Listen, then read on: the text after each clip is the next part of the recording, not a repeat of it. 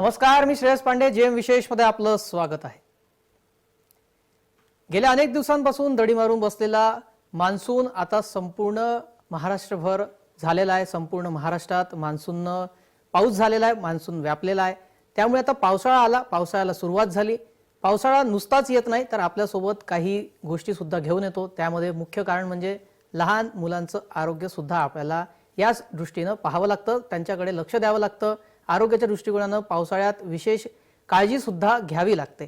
त्या संदर्भात आज आपण चर्चा करणार आहोत आणि या संपूर्ण विषयासंदर्भात आपल्याशी आज बालरोग तज्ज्ञ अविनाश अन्नदाते हे सुद्धा जोडले जातील. त्यांच्याशी आपण चर्चा करूयात. सुरुवात करूया आजच्या जेम विशेषला.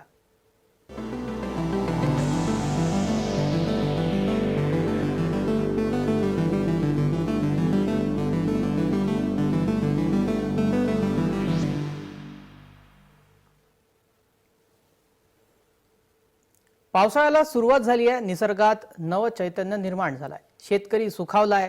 पेरणीची लगबग देखील सुरू झाली आहे.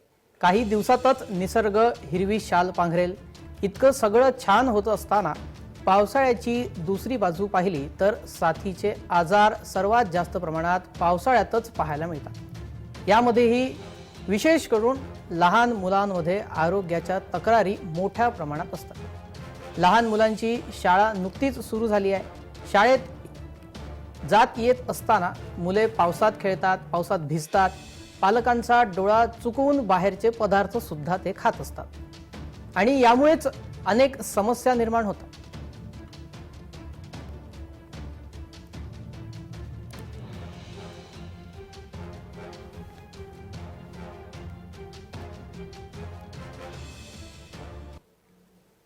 पालकांसाठी तर पावसाळा ऋतू म्हणजे मोठं आव्हानच असतं.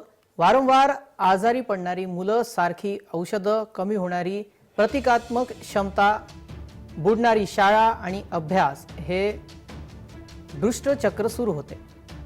तर आता पालकांची चिंता काहीशी कमी करण्यासाठी आपण आज याच विषयावर चर्चा करणार आहोत. पावसाळ्यात मुलांची काळजी कशी घ्याल या विषयांवर मार्गदर्शन करण्यासाठी आपल्यासोबत जोडले गेले आहेत बालरोग तज्ज्ञ डॉक्टर अमोल अन्नदाते. अमोल अन्नदातेजी, आपलं स्वागत आहे. पावसाळा आला आणि आता आरोग्याची काळजी सुद्धा आपण त्या दृष्टीनं घेत असतो. आरोग्याची काळजी लहान मुलांसाठी प्रामुख्यानं घ्यावी लागते. लहान मुलांच्या आरोग्याची काळजी कशी घेतली पाहिजे या संदर्भात आपलं मार्गदर्शन. पावसाळ्यामध्ये त्यातल्या त्यात एक मिनिट, इको येतोय? नाही, आवाज आपला नीट येतोय, बोला. हो. तर पावसाळ्यामध्ये मुंबई आणि महाराष्ट्रभर काही दरवर्षी काही प्रमुख आजार येतात. त्याच्यामध्ये सगळ्यात पहिले आहेत जे डासांमुळे होणारे आजार आहेत. त्यात डेंग्यू, मलेरिया आणि चिकनगुनिया हे 3 आजार आहेत. आणि त्यातल्या त्यात डेंग्यू आणि मलेरिया याच्यामुळे लहान मुलांमध्ये मृत्यूदरही खूप मोठ्या प्रमाणावर असतो. याच्यासोबत फ्लू, जो सीझनल फ्लू आपण म्हणतो, जो साधा सर्दी खोकला, त्याच्यानंतर निमोनिया आणि दूषित पाण्यामुळे होणारा टायफॉइड हे मुख्य आजार आहेत, ज्याच्यामुळे लहान मुलांना आजारी पडतात, त्यांना रुग्णालयात भरती करावं लागतं आणि काही प्रमाणामध्ये याच्यामध्ये लहान मुलांना मृत्यू ओढवू शकतो.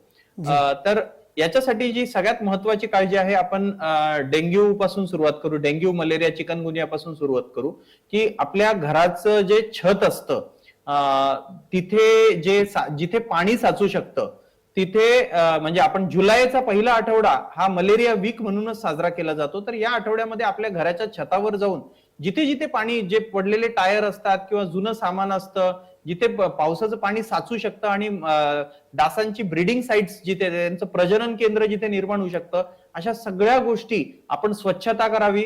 यासोबतच आपल्या घरासोबत आपल्या घराचं छत, आपल्या घराचं अंगण, गार्डन, याच्यासोबत आपल्या आजूबाजूचा जो एरिया आहे, आपली सोसायटी आहे, जिथे कुठे पाणी तुंबू शकतं, या जागा आपल्याला बुजवायला हव्या. हे सगळ्यात पहिली गोष्ट आपण करायला हवी. आता याच्यानंतर एक महत्वाचा भाग येतो, तो म्हणजे फ्लू आणि टायफॉइड. तर आपल्याकडे सुदैवाने या दोन्ही आजारांसाठी प्रभावी लस उपलब्ध आहे. तर त्याच्यामुळे शाळा आता सुरू झालेल्याच आहेत, पण तातडीने येत्या आठवड्यामध्ये सगळ्या पालकांनी त्यांच्या मुलांना फ्लूची लस आणि टायफॉइडची लस ही न चुकता द्यावी. याच्यामुळे त्यांची शाळा बुडणार नाही, आजारी पडण्याचं प्रमाण कमी होईल आणि दुसरं असतं की आपण जे बाहेर खाण्याचं प्रमाण असतं या काळामध्ये प्रतिकार शक्ती कमी झालेली असते. आपल्या जी. पोटाची जी अन्न पचवण्याची जी डायजेस्टिव्ह कॅपॅसिटी असते ती कमी झालेली असते. तर अमोलजी, त्याच्यामुळे यालाच बाहेर धरून माझा दुसरा बाहेरचे प्रश्न पदार्थ देखील आपल्याला तोच आहे. आपण त्याचं सुद्धा उत्तर आता सोबतच देऊन द्या. म्हणजे लहान मुलांची प्रतिकार क्षमता ही कशी वाढवता येईल या संदर्भात देखील आपण यावर उत्तर द्या. याचे दोन गोष्टी याच्यामध्ये सगळ्यात महत्वाचं आहे की सकाळी आपण जेव्हा मुलांना शाळेत पाठवतो तेव्हा आपल्याकडे साधारणतः एक दूध पाजणं किंवा अशा काही गोष्टी असतात, पण याच्यामध्ये प्रथिनं खूप कमी असतात. तर शाळेमध्ये जाताना मुलांनी पोट भरून गेलं पाहिजे. एक साधी गोष्ट आहे, लहान मुलं असू द्या किंवा मोठी माणसं, त्यातल्या त्यात लहान मुलांसाठी, की घराच्या बाहेर पडताना तुम्ही रिकाम्या पोटाने कधीच बाहेर पडू नये. तर सकाळी आपल्याला उच्च प्रथिनयुक्त आहार घेणं हे अत्यंत आवश्यक असतं. याच्यामध्ये मी एक साधा फॉर्म्युला सांगतो की एक 25 ग्राम ते 50 ग्राम पनीर किंवा अगदी 2-3 पनीरचे तुकडे जरी मुलांनी खाल्ले तर ते प्रोटीनचा एक अत्यंत चांगला सोर्स असतो. आणि पोटॅशियम म्हणजे केळी. तर हे दोन अगदी सोप्या गोष्टी ह्या खाऊनच मुलांना शाळेत पाठवणं आपण गरजेचं आहे. जी. याच्यासोबत मुलांना म्हणजे त्यांच्या आहाराकडे लक्ष देणं, उच्च प्रथिनयुक्त आहार त्यांना देणं, सोयाबीन असू द्या किंवा पनीर असू द्या. आणि याच्यासोबत सगळ्यात महत्वाची गोष्ट आहे ती म्हणजे रोज खेळणं आणि व्यायाम करणं. लहान मुलांमध्ये जी ओबेसिटी, लठ्ठपणा वाढतोय, ती प्रतिकारशक्ती कमी होण्याचं कारण आहे. तर मला वाटतं की पाण्यामध्ये भिजणं नाही, पण जेव्हा पाऊस नसतो तेव्हा रोज बाहेर, मुलं आजकाल मोबाईलला चिटकून असतात, तर पाऊस जेव्हा नसतो तेव्हा मुलांना बाहेर जाऊ द्या आणि त्यांना ते चिंब होऊन, म्हणजे घामाने, पावसाने नाही तर घामाने चिंब होईपर्यंत ते रोज पाऊण ते 1 तास मैदानी खेळ बाहेर मैदानात खेळले पाहिजे. या 2-3 गोष्टी मला असं वाटतं आपण केल्या आणि पाण्याचा इंटेकही ह्या दिवसांमध्ये कमी होतो, तोही त्याच्याकडेही लहान मुलांनी लक्ष देणं गरजेचं आहे. जी. तर मला वाटतं या 2-3 गोष्टी जर केल्या तर प्रतिकारशक्ती चांगली राहील. आणि टायफॉइड आणि इतर जे आजार आहेत, गॅस्ट्रो एक खूप मोठ्या प्रमाणावर या दिवसांमध्ये दिसतो. जी. तर शक्यतो नवे बाहेरचे पदार्थ ही 100% टाळणं. त्यातल्या त्यात जी गाड्यावरची पाणीपुरी असते किंवा आपल्याकडे वडापाव जरी प्रसिद्ध असला, मुंबईचा ब्रँड असला, जी. तरी मी असं सल्ला देईल की या दिवसांमध्ये, या 3-4 महिन्यांमध्ये मात्र तो तुम्ही कटाक्षाने टाळावा. हेच तेलकट पदार्थ अमोलजी, टाळावे. हाच प्रश्न महत्वाचा आहे की लहान मुलांना पावसाळा आला की बाहेरच्या खाण्याची चटक लागते. तर पावसाळ्यात मुलांचा आहार कसा असायला हवा आणि पालकांनी या संदर्भात काय दक्षता घेतली पाहिजे की घरीच आपण त्यांना काय बनवून देऊ शकतो जेणेकरून त्यांना बाहेर जाण्याची चटक लागू नये आणि बाहेरचं खाण्याची त्यांचा जो मोह आहे तो त्यांनी आवरावा. साधारण आहे की या काळामध्ये आपल्यालाही पाऊस पडला आणि बाहेर बघितलं तरी आपल्याला भजे खावे वाटतात किंवा समोसा खावा वाटतो, कचोरी खावं वाटतं. हे आपल्याला मोठ्यांनाही वाटतं. तर लहानांना ते खावं वाटणं हे साहजिक आहे. पण माझा असा सल्ला राहील की बाहेर हॉटेलमध्ये बनवलेले पदार्थ किंवा जे पदार्थ शिळे असतात, सकाळपासून बनवून ठेवलेले असतात, जे पदार्थ पॅक बंद असतात, जी टीन बंद असतात, जी उघडून तुम्हाला न शिजवता, सगळ्यात महत्वाचं आहे की न शिजवता आणि ताजं अन्न जर तुम्ही खाल्लं तर तुम्हाला कुठलाही त्रास होत नाही. तर म्हणून मला असं वाटतं की या 2-3 गोष्टी जरी पाळल्या तर तुम्ही मुलांचे खिशे, मी याच्यासाठी एक साधी गोष्ट सांगेल की पावसाळ्यामध्ये तुम्ही मुलांचे खिशे हे फुटाण्यांनी आणि शेंगदाण्यांनी भरून ठेवा. म्हणजे त्यांना बाहेर गेलं आणि काही खावं वाटलं, कारण मंचिंग करणं आपण ज्याला म्हणतो की काहीतरी खाण्याची इच्छा होते, तर त्यांचा खिशात हात जाईल. आणि फुटाणे शेंगदाणे हे अत्यंत सकस आणि प्रथिनेयुक्त आहार आहे. तर याला असे घरगुती पर्याय तुम्ही द्या. आणि सगळ्यात महत्वाचं जे आपल्याकडे फास्ट फूड कल्चर आहे, पिझ्झा बर्गर कल्चर आहे, तेही या काळामध्ये मुलांना जास्त खावं वाटतं. त्याच्यामध्ये कार्बोहायड्रेट काय आहे की ज्या ज्या अन्नामध्ये कार्बोदक जास्त असतात, कार्बोहायड्रेट जास्त असतात, तर ते त्याच्यामुळे ऍडिक्शन निर्माण होतं, परत परत ते खावे वाटतात. तर त्याच्यामुळे पिझ्झा बर्गर किंवा बाहेर अगदी कधीतरी महिन्यातून एकदा घरी बनवून खाण्यात काही अर्थ नाहीये. पण नियमित जे बाहेर खाण्याचे त्यांनी प्रतिकार शक्तीवर परिणाम होतो. दुसरी अजून एक गोष्ट महत्वाची याच्यामध्ये की साखरेचं प्रमाण त्यांच्या जेवणामध्ये, खाण्यामध्ये हे अत्यंत कमी असलं पाहिजे. कारण साखर हे कुठल्याही जंतू संसर्गाला पोषक असते. म्हणून मी तर म्हणतो की साखरेची खरं तर गरजच नसते, पण टेस्टसाठी अगदी नावासाठी साखर तुम्ही टाकली. आणि साखर आणि गुळ ह्या दोन्ही पण गोष्टी तुम्ही लहान मुलांच्या अन्नामध्ये 100% टाळायला हव्या. जी. अमोलजी, पावसाळा असला तरीही, पाऊस येत असला तरी शाळा मात्र टाळता येत नाही. शाळेत विद्यार्थ्यांना पाठवावंच लागतं, मुलांना शाळेत पाठवावंच लागतं. पण अशा वेळी जर आता त्यांना शाळेत पाठवणं आवश्यकच आहे, तर त्या संदर्भात शाळेत पाठवताना काय आवश्यकता आपण घेतली, म्हणजे काय आपण दक्षता घेतली पाहिजे, काय आवश्यक गोष्टी केल्या पाहिजे? एक लक्षात ठेवा, लहान मुलांची प्रतिकार शक्ती ही तशी पाहायला गेली तर ही अत्यंत स्ट्रॉंग असते. म्हणून जो त्यांना जे आजार होतात ते काही पावसात भिजल्यामुळे होत नाहीत. त्यांची प्रतिकार म्हणजे त्यांचा आहार कमी असतो, व्यायाम कमी असतो, या गोष्टीमुळे होतं.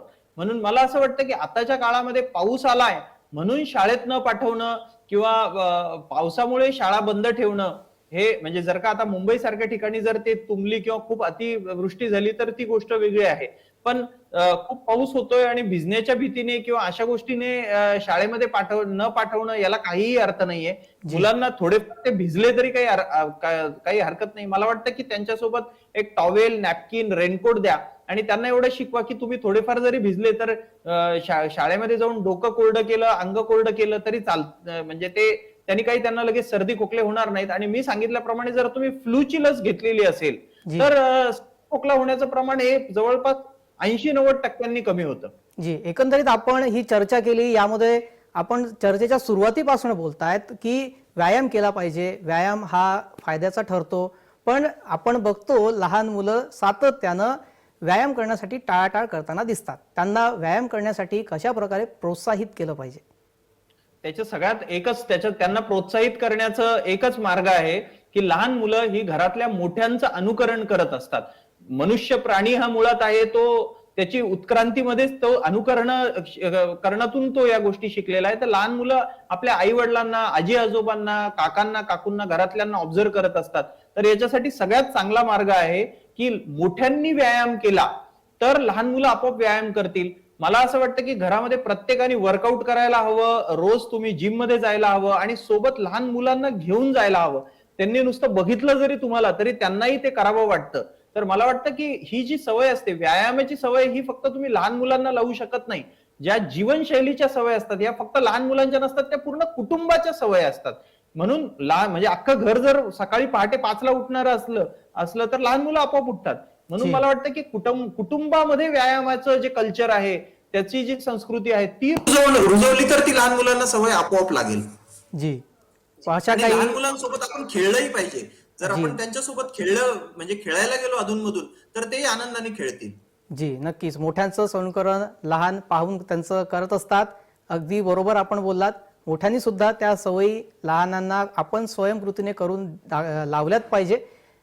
पण पावसाळ्यामध्ये अशा काही औषधी सुद्धा आपल्याला जाहिरातीमध्ये दिसतात की बा ह्या घेतल्या तर आपण आपली प्रतिकारक क्षमता वाढवू शकतो. मुलांसाठी या औषधी कितपत योग्य आहेत? खरं सांगायचं तर प्रतिकार शक्ती वाढवणं, कमी करणं असा कुठलाही प्रकार नसतो अस्तित्वात. प्रतिकार शक्ती ही प्रतिकार शक्ती असते. काही कारणांमुळे मी सांगितल्यामुळे की ती तात्पुरती ती कमी होते. पण असं प्रतिकार शक्ती वाढवणारं कुठलंही औषध, कुठलंही टॉनिक हे अस्तित्वात नाही. सगळ्यात चांगलं टॉनिक मी सांगितल्याप्रमाणे सकस, उच्च प्रथिनेयुक्त आणि कमी कार्बोदके असलेलं आणि साखर नसलेला आहार हे सर्वोत्तम टॉनिक आणि त्याच्यासोबत रोजचा व्यायाम हे सर्वोत्तम टॉनिक आहे. आणि मी अगदी बालरोग तज्ञ असेल तरी बालरोग तज्ञ असूनही मी हे अगदी जाहीरपणे सांगू इच्छितो की टॉनिक घेतल्याने प्रतिकार शक्ती वाढणार नाही. फार्मास्युटिकल कंपनी आणि डॉक्टर श्रीमंत होतील, याच्या पलीकडे काहीही होणार नाही. म्हणून कुठलंही असं औषध घेण्याची गरज नाहीये. फक्त एक आहे की आपल्या जे घरगुती आपल्या ज्या मसाल्यांच्या डब्यामधले जे पदार्थ आहे, उदाहरणार्थ ओवा आहे किंवा सुंठ आहे, या सगळ्या गोष्टी ज्या आहेत त्या तुम्ही दुधामध्ये, चहामध्ये टाकून त्या तुम्ही वापरू शकता. आणि ह्या ज्या आपण ज्याला आजीचा बटवा म्हणतो, याच्यासाठी हे सर्वोत्तम ज्ञान त्या आजीकडे आणि आईकडे आहे. याच्यासाठी कुठल्याही डॉक्टरची गरज नाहीये. त्याच्यामुळे घरगुती आपल्या मसाल्याच्या डब्याचा वापर करावा. त्याच्यामुळे टेस्टही येईल आणि प्रतिकार शक्ती शाबूत राहील. जी, अमोलजी धन्यवाद. आपण या चर्चेत सामील झालात आणि या संदर्भात आपण सविस्तर माहिती दिली आणि सर्व पालकांना उत्तम प्रति मार्गदर्शन सुद्धा केलेलं आहे. धन्यवाद आपले. धन्यवाद.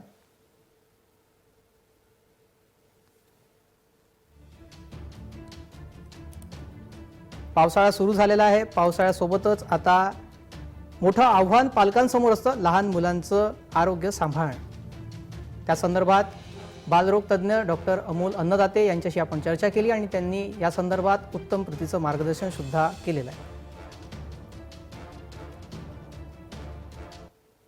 जेम विशेषमध्ये वेळ झाली का विश्रांतीची, लगेच परत येतोय.